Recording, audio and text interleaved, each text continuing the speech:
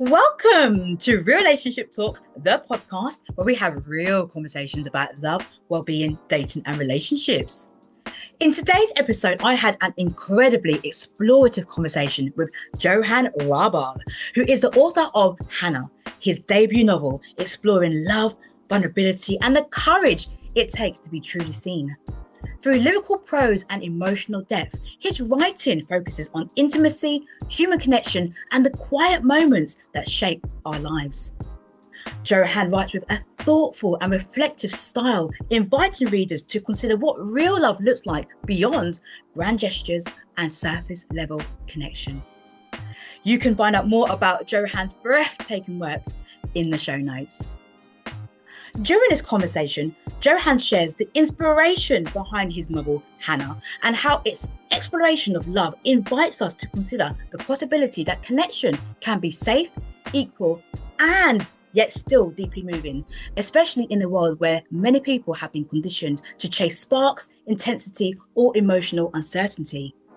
He speaks about how love and meaningful connection can sometimes enter our lives when we least expect it, and the delicate balance between protecting ourselves from hurt and remaining open to connection.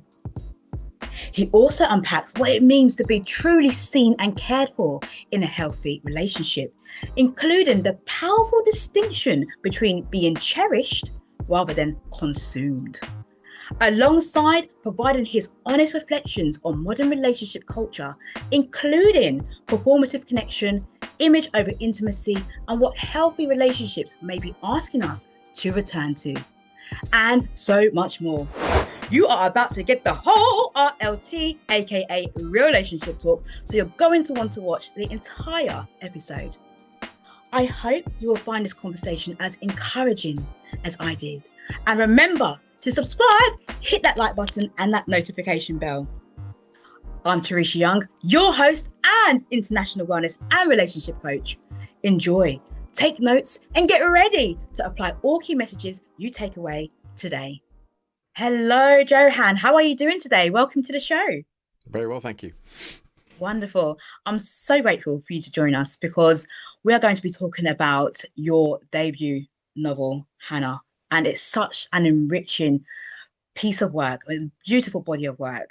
So I would love for you to explain to us and just share with us a little bit more about who you are, what you do, and what led you to becoming an author and writing your debut novel, Hannah. Wow.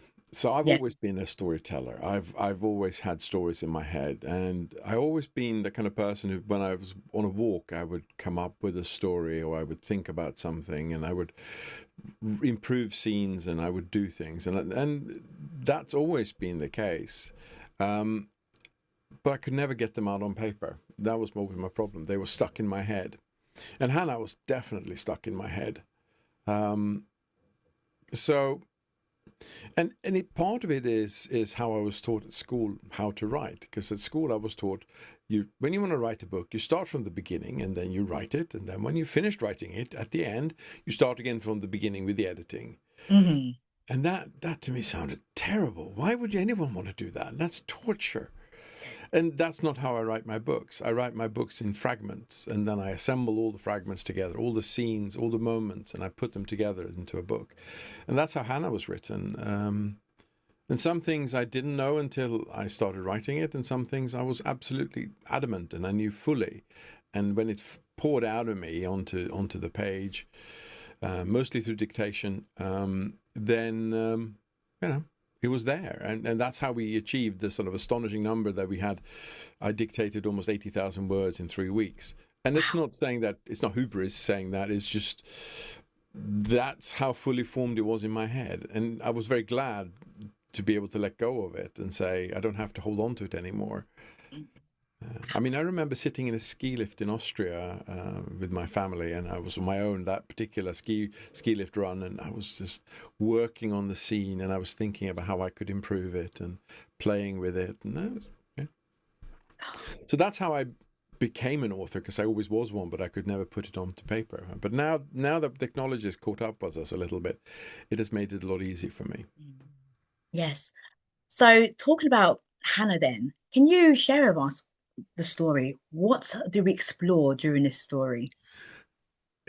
Hannah is an intimate story about the what if.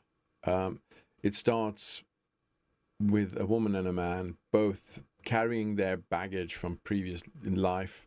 Hannah is a beautiful woman who's taken for granted by men, who men see as their achievement to have been with her. You know, having her on her arm is their achievement. Look what I did. This beautiful woman, and she's with me. That is my achievement. And that makes Hannah very cold to relationships. And she goes, I don't really need that. And then you have John, a man who, just as his relationship with Marie was coming to an end, she was diagnosed with cancer, and he stepped up because he said, you should not stand alone in this. And for 6 years, he stood by her side as she took everything from him to survive. And at the end of it, he goes, I don't need relationships. I don't need anyone because it's too hard. It costs too much. And I don't really know who I am even. So I'm just going to ignore it. I'm just going to stop it. And then you put these two people on a platform, on a commuter platform in St. Albans. And Hannah hadn't meant to stare, which is the first words of the book. That's how it starts. So what I love about this book and how they come together is that Hannah and John both seem to enter the story at a point where love may not even be something they're actively seeking. Yeah. And they both appear, however, to have this emotional caution in different ways. So what Absolutely. drew you to exploring that tension between protecting ourselves, as most people do, that you protect yourselves from getting hurt, but yet still remain open to meaningful love and connection, especially when it comes out of the blue? So I don't think they are open to it. That's the whole point. They're not open to it. Yeah. It kind of catches them by surprise. Mm. It's that moment when someone who's part of your daily life, who you kind of enjoy seeing on the platform, and you kind of, oh, they're here. Good. That makes me feel good that they're here. And then they're not there for some reason. They could be ill. They could be on holiday. Could be somewhere else. Kind of have to take a different train. And you kind of feel the loss. You kind of, oh, they shouldn't matter, but they do. And then you realize that this is not just what I thought it was. And because they both look at each other, it becomes more than that. It's like, oh, I don't know what this is now. And for John, it's I come from Sweden, so the winter themes are very strong in me. But it's that first day of spring when it still looks like winter. It feels like winter, but it isn't winter. The sun has more strength. It melts a bit, everything a little bit more, but it doesn't feel like spring yet. And that's that day. That's what John feels on that platform. He realizes that something is kind of changing, thawing, something is waking up that he had been pushing down and ignoring for so long. And he can't really do anything about it. And that's how it becomes an inevitability that they will have to talk to each other. They'll have to find some way of meeting each other because they're already interested in each other, but not because they chose to. It becomes sort of inevitable because they don't know how to not be interested. And that's the point, because I think when it sort of surprises you, creeps up on you, that's often how you realize that you're feeling something that you didn't expect. You don't step into it. I'm gonna do something with this, and then Hannah with her wounds. She doesn't know how to. I mean, you can read this in the chapter that they offer freely in the first chapter. She doesn't really know how to stand in this moment, and she doesn't really know how to react to this moment, and she's very urgently wants to know whether this is real or not. And that clarity and certainty is what many people look for. They look for the answers, like, how is this real? Is this real or not?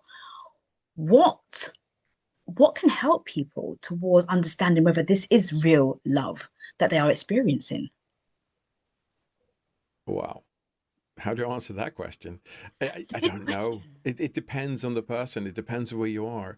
But I mean, in Hannah's case, she's rushing towards it because she needs to know whether she should throw it away or not. That's her urgency. And I think in today's world, there's so many people who choose not to date. They choose friendship over relationship because it is too performative, it's too taxing, it requires too much, it requires them to sell themselves in a way where there's no guarantee at all of getting anything back ever.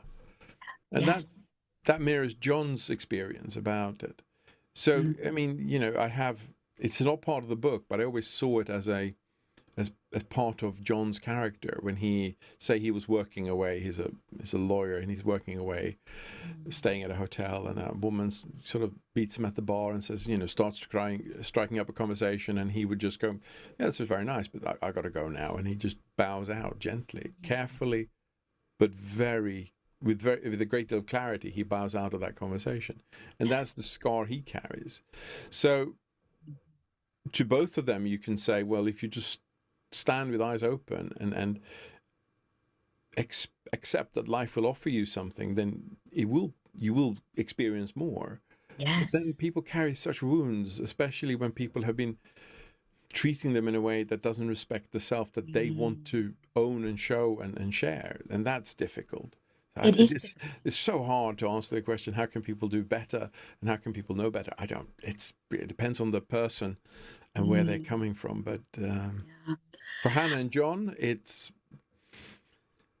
believing in the moment and believing in that moment. Hannah's urgency and John's carefulness and never claiming her is what unsettles her. He never claims her. He never leans in. He doesn't say, "I want this." He says, "Oh, I don't know. This is all strange and difficult." And then until they find each other, and then he leans in and says, "This woman is amazing." And she goes, "Wow, this man sees me. I feel seen. Yeah. I have never felt seen before." And that, I think, when you get that point, I think it's wonderful. Yeah. And when you talk about being seen, that can make people feel deeply vulnerable about being seen.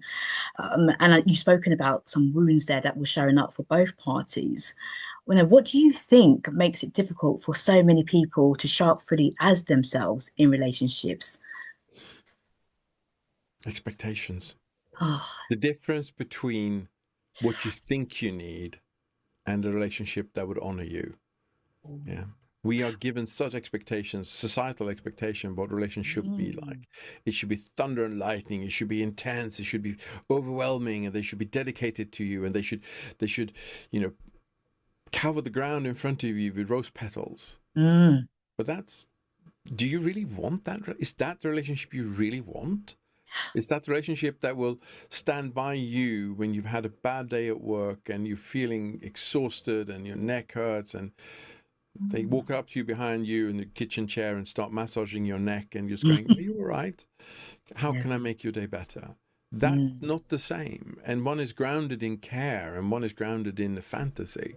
And that I think is the biggest challenge we have today. That society says relationships should be this, and we paint this extraordinary picture of what it should look like. But actually, making tea in the morning and knowing how you take it and showing care is often more rewarding. Or just and in erotic terms, just a hand sliding across the back when you walk past each other in the kitchen could mean more than any performative things you do in the bedroom, because it shows care. And in this age of noise, I believe that's what you refer to it as, the age of noise.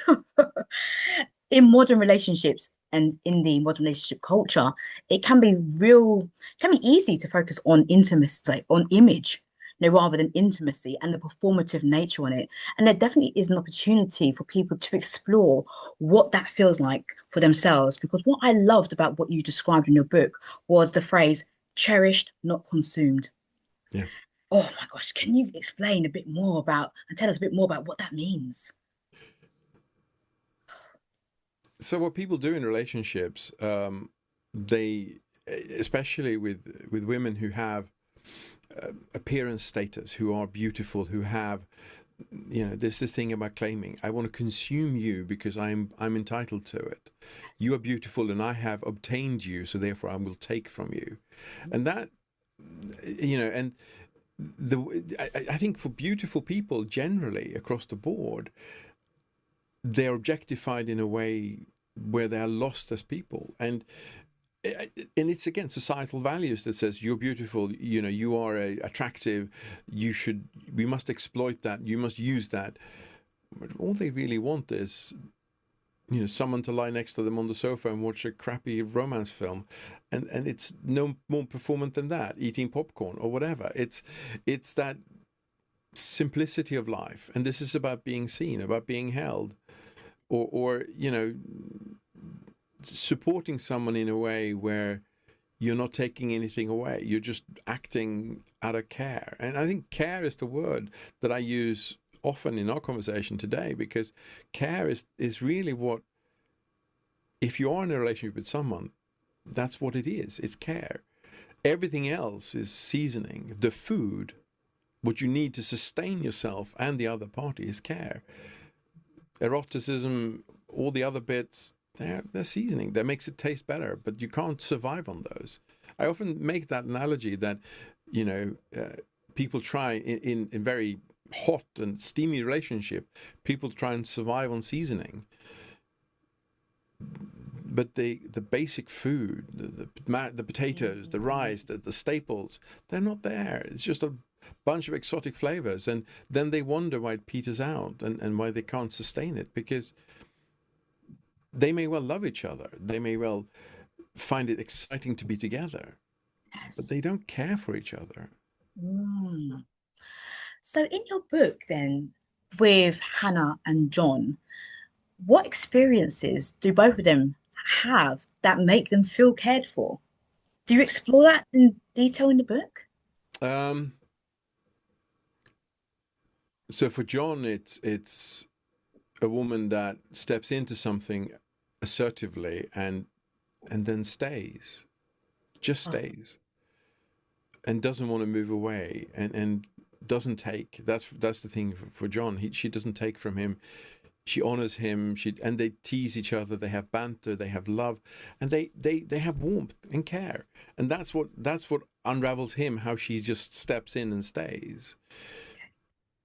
And I mean, the term, the classic term is she got under his skin, and that's very true. She did absolutely get under his skin, and he couldn't do anything about it. But then, when you sort of unwrapped it all, the way he treats her makes her feel so safe, so comfortable, so yes. seen. And safety is when you feel safe in a relationship, it makes you want to stay because you know that the other person has you. Mm, And for Hannah, it's about being cared for, about nothing being dramatized, about when she has her period. It's not, oh God, you got your period. Oh no, what yeah, do I do now? It's pads or tampons. That's it. yeah, It's yeah. functional efficiency. It's not about drama or how we're going to make this. Oh, now we can't do anything for a week. Oh my God. And I think that's such an important part of a relationship, that think, okay, well, we both have bodies and they act in a certain way, and we'll have to just roll with the punches. That's what we do. It's nothing dramatic or wrong. It's just life. And mentioning a female or woman having her period, I guess that's also quite unusual in a book. But I do mention it because I think it's one of those things that I don't like in other fiction today, when women are always available. They're not in real life, Yeah. and I think a woman having a period is completely normal, and having Mm, pain when they have a period is completely normal. It's what most women have. Few yeah. women feel nothing when they have their period, and I think it's worth putting that line in a book. Yeah, absolutely. And I know there are many men out there who actually take time to understand their partner's menstrual cycle so that they can be with them during the whole menstrual, because they typically tend to be 4 seasons, as they say in the Yeah. menstrual cycle as well. You spoke about seasons earlier. And so, having an opportunity to understand more about your partner's menstrual cycle, or even if that person is moving through perimenopause, menopause, whatever that might look like, men, Yeah. andropause, it can go various different ways. And that depth shows the care as well, because it's not surface level, it's the layers beneath the experience that is Absolutely. hugely connecting. Yeah, and that's how I have done in my marriage, and I'm Mm. only writing what I know here. But you have to care for your other partner, Yeah. your other half, because otherwise, you know. And I've Mm. heard, and I say it in the book, and I'm going to mention it now, is that I have in the she mentions she recalls the conversations she's had with a man about when he says, "Well, who am I going to have sex with now then?" And I've actually heard a man say that about his woman to other men. Wow. And I Okay. think that's just, and my thought on that is, how do you love her then? If Mm. that's how you objectify it at that level, that Yes. she's just a means to the end of your satisfaction, how do you love her? Mm. Yeah. And that's a really great question, because we spoke about what real love might look like, or people's personal definitions of love. And it's when you don't have necessarily too much of a match or an alignment, the experience can be very disjointed in terms of how both people are actually experiencing that connection. And what really stood out for me, Johan, during your book is the idea that love can be safe, equal, and deeply moving. Yes.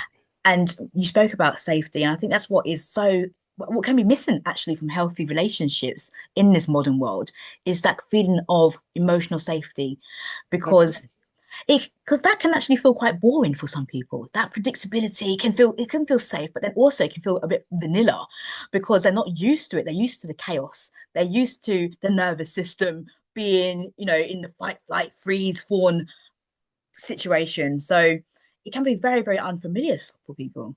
It can. And Mm. it comes back to also the thing about jealousy and claiming and taking. The more nervous you are, the more you want to take and hold on to. Yes. And for me, one woman, when I was very young, she taught me something that I've held in my life as a guiding rule, which is an open hand can hold more sand than a closed fist. See, if you're open in a relationship and you give rather than take, you can hold more love. But if you close your hand, you can't hold as much and you get less in return. Mm. Wow. So incredibly vulnerable, isn't it, though? Because when we open up and allow yourself, because you can receive anything, from that as well. And that can lead people to feeling very uncertain and hesitant to actually be vulnerable and open up. But the gift of that, as Hannah and John have experienced. So I'm curious, was there a timeline as to how long it took them to actually start to feel that real connection? In terms of writing or in terms of in the book itself? In the book itself, in the story. It's very quick. I mean, they just fall head over heels in each other, and they are in that phase where being apart even for a minute feels too long, Mm. because they both find something that they've never felt before. That connection, that togetherness, that unique bond where you feel like one, Yeah. and that's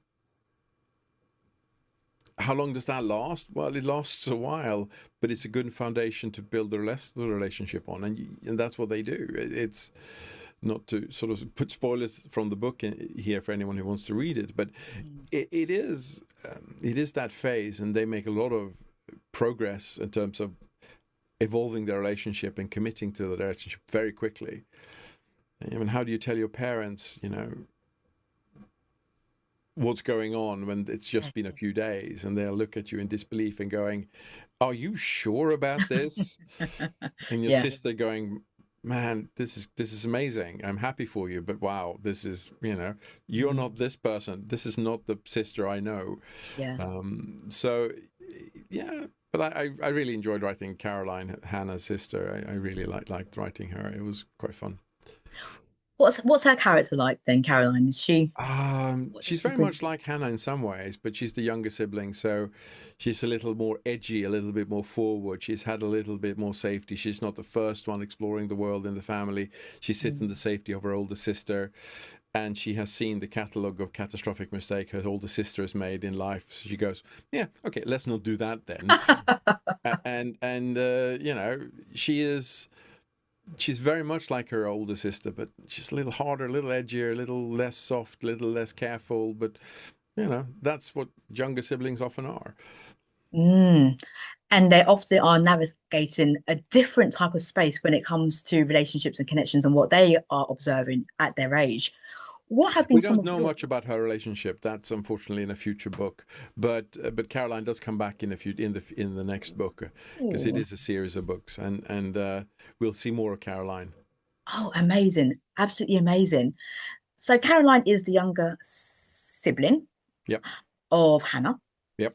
So again, when we're talking about modern relationships in the modern world, what would you say are some of your observations about how relationships are being operated in this modern world right now?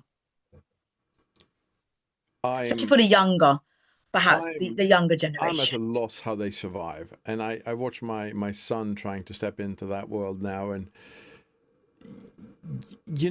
we talked about it before. People just saying no to relationships, and I can really feel that, because the expectations on a young man today are so absurd. I mean, the sixes, and it's like, how do I meet that? I am a young man in my late teens. How do I meet that? How do I stand with these people and saying, this is who I am? Is that not enough? Yeah. And the girls say, no, it's not enough. You have to be better, because I've seen it on TikTok, I've seen it on Instagram, I've seen it here, I've read this article. You have to be more. You must pave my world for me, and you must be devoted to me, and almost like pray to me because I'm your goddess. That to me is not a relationship of equals, and to me a relationship, you have to have equality and equity, so that you both stand in it comfortably, and safety again. That relationship demand from, and it happens on both sides, by the way, both men and women do it now, young men and women, where they demand something. That doesn't create equity or equality. That doesn't build a stable base. That means I want to take from you, and you should be happy about that because you get to be with me. That's not a dynamic that builds long-term healthy relationships. It doesn't. It's the taking, isn't it? And many people aren't thinking about the give and take. Well, society So, tells you today, take yeah. as much as you can, as quickly as you can. Mm. When women says, I want to be a housewife, and you have to do everything for me, and you have to give me all the money and everything, and I should just be able to live a life of leisure. That's what? How do you think that creates equality, and how do you think that creates stability? Mm. And how do you think the man feels cherished in that relationship when you are behaving like that? Now, Mm. I watched some of the podcasts with interest, just to see what people think Yeah. about this, and some of them are very interesting when you hear women's expectation, and they're mostly women on this podcast. It's a US one. I can't remember the name of it, but their expectation in relationships, and you listen to them and you say, so if that's what you want, who who do you think will provide that? And then you listen to the men who say, I'm not doing that. There's Mm. no way am I doing any of that. Yeah. But Yeah. then they say, well, then you miss out on me. And they're like, yeah, I'm okay with that. I don't need that. Yeah. Yeah. And that's the disconnect. And this is why also, in the book, this thing about not stepping forward, stepping back and saying, enough, I don't need it. I think it's such a strong message, because I think it reflects a lot of people who are out there in the world today who choose friendship over relationships, where we started in the conversation, because I think that's true. And the only reason why Hannah and John get together is because neither of them lean in. They're both actively leaning out of wanting anything, and that's the only reason why it can happen.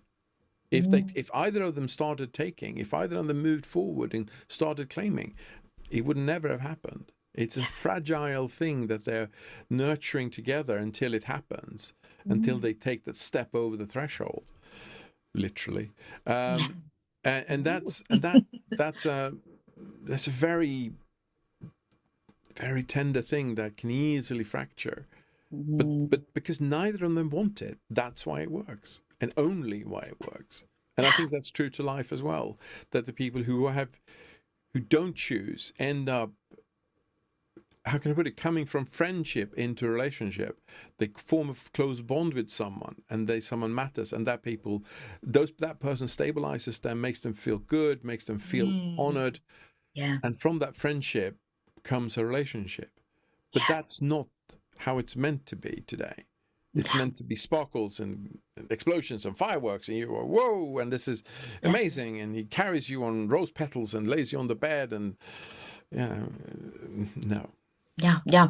And that's exactly what it is. When I'm speaking with my clients, I do emphasize the power of having friendship first and how that's so grounding and the foundation when it comes to a relationship, because you can have the sparks, you can have the chemistry.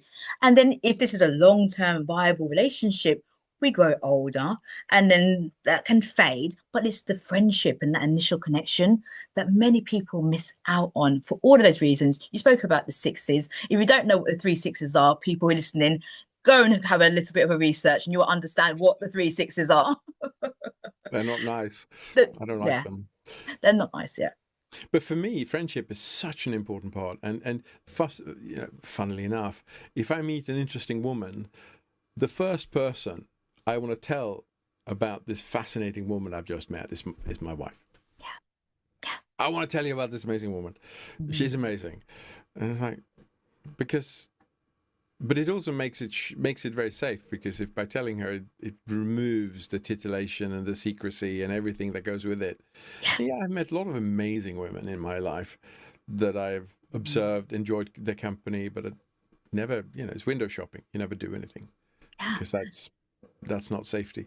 That's not honoring your partner. That's one of those things. But it doesn't mean to say that you can't experience life with other people and in a safe and secure way, because if you come from a very stable and secure relationship, it's not dangerous to do it, because you're really just window shopping. It's like, Yes. oh yeah, oh, that's an interesting dress, that's an interesting car. Do you want it? No, no, not really. But I like looking at it when it's there, Yeah. and I like that someone else can go and buy it, and I like being around it and near it for a bit, and then leave it at that. You just don't enter the shop. You don't go into the store Yeah, I mean, in window for instance, I shopping.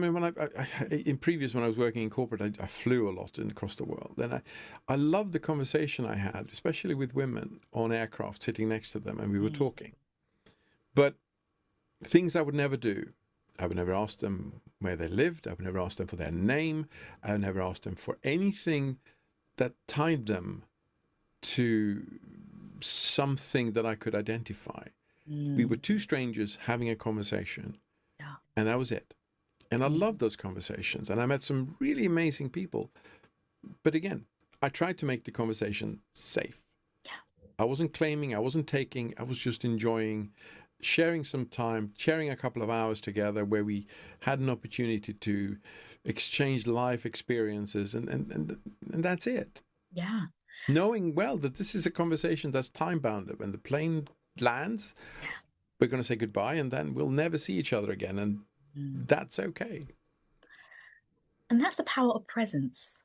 Because in that moment, you freely allow yourself to be present in that moment with that person. Yeah. No matter if it's your partner, whether it's somebody that you've met, whether it's a friend, no matter. I think in today's world that being present with somebody else is lacking. It really is. And that's what is causing so much of the disconnect is the lack of presence. Like put your phone down, just be with that person. The physical touch, if that's what you enjoy, what you desire, what you crave, is that power of presence and being still. There's so much noise, Johan. Yes. And what I also think is lacking as well is intimacy in its purest form. So not sex, Yeah. but how absolutely erotic just holding someone's hand can be. That small gesture, that point where you hold someone's hand, but you can't quite stop moving it. Both of you are moving your hands in each other's hands, and it is erotic in the right ways, and it feels there's a want, there's a need, but it is kept just in the hand. and how that can be much more rewarding than actually going all the way. Mm. Because there are no expectations, there's no performance, there's no script that you have to follow about how to be good in bed or any of those things. It's just holding someone's hand Oh, and threading your fingers between their fingers and feeling the closeness and the desire that you have for each other. And that, to me, we never talk about that kind of eroticism or intimacy. It's almost like it doesn't exist in the world today. And I therefore write it in my next book. There's some elements of that because I think it's important. It's this lost art almost. wow. Mm. There's so many things that people are losing sight of, I would say, when it comes to building meaningful emotional connection. Now, we've spoken about presence, we've spoken about real intimacy, autism.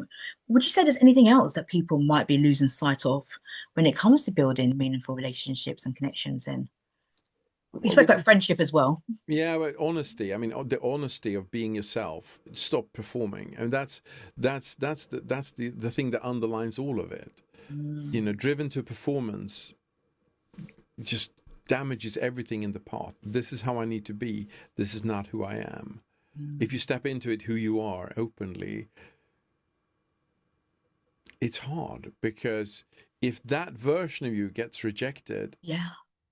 it hurts. Mhm. The me was rejected. It's safer to project yourself over there and saying, this is the version of me that I think you'll like. And if that gets rejected, well, I'll create a different person next time and I'll try that. And this is, you know, this is something people do. I've done it too professionally. I projected a version of myself. I don't do it anymore because writing stopped that. Okay. Because I am who I am and I can't change that. And I'm happy with that. I just don't want to be anyone else than who I am right now. And this conversation is me speaking from my heart and what I believe in. And that's all I can do. Yeah. But so many people don't. And you can feel it. You can, I mean, I've seen it. You speak to someone and that you know, and they know you, and you speak to them. And then their partner turns up and you go, so who are you now? Because you're certainly not the person I had a conversation with 3 minutes ago. Yeah. This is someone completely different. Yeah. She's suddenly much girlier. She's much more, ah, and you're Yeah. like, well, that's not you. Why are you not yourself with him? Mm. Yeah. But it's that expectation. It comes back to safety, honesty, all the things we discussed in this call, or this podcast is corporate life coming back. Call The call. uh, podcast is that safety of being yourself and what it Mm. and how it costs someone. Yes. And then this comes back to Hannah and John when Hannah does that and is met with reverence and care. She makes that step forward and is not rebuffed. No Mm. one says, well, who are you now then? I don't like this person. Who just says, yeah, this is who you are, and I will love all of you, the whole of you, because Yes. that's who you are. And that can be profound and transformational for people when they find that. It can be. Absolutely. Because when you're speaking, then you're speaking about the honesty and all that kind of stuff. And you was also talking about the window shopping versus, you just don't go into the stores. That takes a lot of trust, for people. And in today's world and in relationships, trust can take some time to build, especially if you have been rejected or you have various different wounds showing up. So I guess it's just taking those small steps in order to start trusting ourselves. I actually believe that in order to trust another person, we have to start trusting ourselves, to trust how we will actually deal with a situation and how we would handle it. How would we handle rejection? Can we trust ourselves in that? Because often, if we don't start with trusting ourselves, how can we expect to trust another person or for that person to trust us too? Yeah, It's that's true. it can go to layers. So I know you've spoken about another book coming up. For listeners who may be navigating any form of heartbreak or emotional distance, any uncertainty, um, or even reflecting on love at all, what do you hope Hannah leaves them thinking about? I hope they believe it's possible to find someone that matters enough to see you, because they're all out there. And the thing is, if everyone dropped their masks, you'd have many more successful and happy relationships. But people, the mask is strong now, and we have to put it on and keep it there. And I have to perform, and you basically have two people performing for each other, neither of them being themselves, and wondering why it doesn't work. And I hope that the book gives people the hope and belief that it can also happen to them. And the book is principally about Hannah and John finding each other, establishing a relationship, and finding the joy in each other. And I really loved writing the banter they have with each other, the teasing, all these things that are steeped in such love when people tease each other and say things that that people who care for each other say to each other, because it's safe to tease each other, it's safe to disarm each other, and that's a wonderful thing if you can find it. But when people perform, you can't find that banter, that teasing, that honest love, because it fights the mask fights it. So what should I say now? What's the right thing to say? How do I react to this? And it becomes very performative. And I find that very sad when it happens. That element of fun and joy, like that playfulness, Johan, when it comes to a relationship, that can be missing because many people take it so seriously. Like, for example, what can I take from this relationship? I want to live what they say, the soft life, as many women say, the soft life where I get treated, and like, where's the fun? Where's the playfulness in the relationship? Just to share a moment from the book, Yeah. when Hannah comes down for breakfast this morning, she's just done her morning routine, and John says, you look wonderful, but I think but I've decided I'd still prefer you without clothes, because she's After just she put all spent that all that effort time in. making herself look presentable for work, and he goes, nah, take it Yeah. all off. That's what I would like, because and that's the honesty, and that's the banter, and that's the. Mm. And then she then says something in return, and he goes, "Well, still here you are eating my toast," and it's that kind of banter and the Yeah. freedom of having that trust in each other to be able to be that disarming without Yes. it costing anything. Oh, I absolutely love that. Johan, where can people find Hannah? So I'm sure that they're listening to this thinking, I would need to read this now. So you can order it from my website, Johan Raubal books.com, or you can find it in any good bookshop. Probably not on the shelf, but they will definitely be able to order it. It's also available on Amazon, on Kindle, and there is an audiobook coming, but it has been taken a little longer to get that audiobook into existence than we expected. Unfortunately, things happen, production issues, but it's yeah, and yeah, please find it and read it. And in July, I will start writing book 2 in the sequel to book 1. So yeah. Absolutely. So if people, because what I will do is I will put your social media links. Could you share with us where they can find you on social media if they wanted to follow you there? Are you active? Well, I'm in the sort of fortunate or unfortunate, if you like, position that Johan Raubal, Raubal, I'm the only one in the world. There's Well, no one else with my name. So if you search for Johan Raubal, you will find me. You'll find me on LinkedIn, on Instagram, on social media, generally TikTok. You'll find my book website, because it's just one of me. So yes. Do a search. Do a yeah, search. well, And it's easy enough. yeah, I'll also drop the links that I have been provided with in the show notes so people will be able to have a look at those locations as well for you. So I was there anything else you would like to share about, Hannah, or relationships that we haven't covered today? Now, I think we've covered most things, Hmm. but it's just a final note on it. I mean, step into it, believe in it, and if it's good, it will stay, and if it doesn't, it's not worth having. Absolutely love that. And one of my parting questions is to one key message to leave our listeners with along their journey of love, well-being, and relationships. Is that the message then, Johan? That is the message. That is the message, because There we there's go. someone out there for everyone. Definitely is. And, if it feels like you're not being yourself in a relationship, I'm not saying you should end it, because that's not how the life works, but you should definitely try not to be that person. You should be your honest and genuine self and see if the person that you're with still loves that person too. And maybe they've already seen that person inside of you when you forgot to perform, and they're wondering why you're not that person all the time. Open and honest conversations. Oh, yes. And Dangerous another stuff, that. question. Oh, get yourself ready.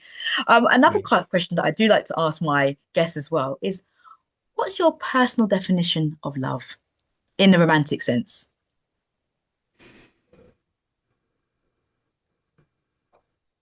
Oh, personal definition of love. That's really difficult, because there are different kinds of love.